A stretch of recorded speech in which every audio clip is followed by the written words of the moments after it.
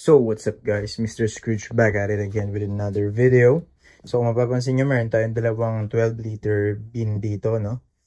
Ililipat nga pala natin kasi yung ating dalawang Scolopendra subspinipes na nandito yung red and yellow leg, no? Kasi, lumaki na sila. So, hindi ko alam kung nag-molt na sila since kinakain kasi nila yung molt nila, no? Kaya, i-transfer na natin sila kasi napansin ko humaba na sila. Ayun, dumi nga lang kami natin, naglaro tayong lupa. And nilagyan kasi natin ng substrate to, no? So, wag na natin patagalin, no? Quick rehousing lang naman tong video na to. So, transfer na natin sila dito sa mga bins na to, no? So, unahin na natin yung ating yellow leg, no? Para, papatagalin pa ba? Ayan. Ito yung lagay nila. So, mas malaki to, no? So, transfer natin sila. Unahin natin yung cork bark. And, lagyan natin yun yung cork bark.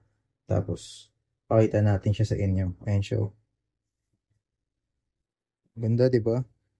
Sa inyo, lumaki na siya. So, transfer na natin siya para mahirap to at trace na yan. Eh, no? Nagwawala kasi siya eh.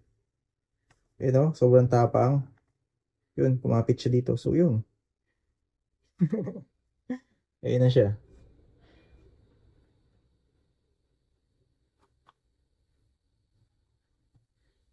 Pagalawin natin.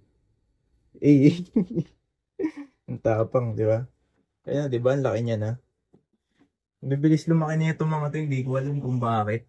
Hindi ko rin naman alam kung nag-molt nga sila. Gaya nga sabi ko kanina kasi kinakain nila yung molts nila, no? So, kunin na natin yung Scolopendra subspinipes red naman natin, no? Transfer na din natin siya. So, ito yung lagay ng Scolopendra subspinipes red natin, no? So, sana hindi tayo pahirapan kasi sa dalawang subspinipes natin. Dito ko medyo na-stress kasi nagwawala to eh. Ayan, lagay natin yung cork bark. Nakuha ko yung cork bark niya agad. Tapos ito siya. Ayan, para may closer look kayo. Di ba ang ganda?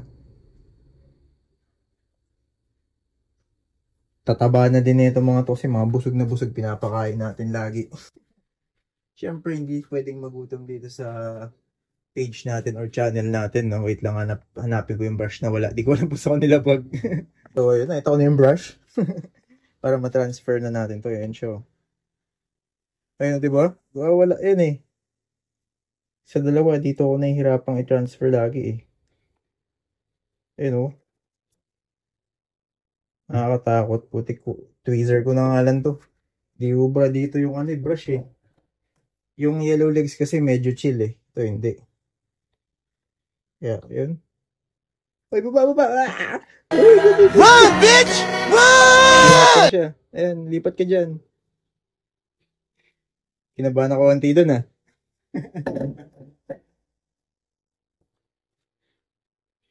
So, yun, naghukay siya. Huwag ka dyan maghukay, buddy. Ayan, pasok ko sa cork bark mo. Ayan siya. Diyan. So, ayun. Takpang ko na to at baka mamaya makaakyat pa. Mahirap na, no? So, ayun. Nag-transfer na natin sila ng maayos. Ito yung subthread natin, no? Yung subspinipes thread natin. Ayan, simple setup lang. Cork bark lang. Tapos, ayan, mix substrate lang. Nabulol pa. Mix substrate lang para hindi na madaming kalat. Para madali na lang sila pag feeding session pakainin, no? Yun, dito yellow leg natin ngayon. So, ayun lang. Hayaan na natin sila makapag-settle dyan. Quick rehousing lang, no?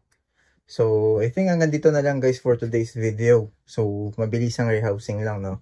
So, hanggang dito lang for today's video. And thanks for watching, guys. Bye-bye!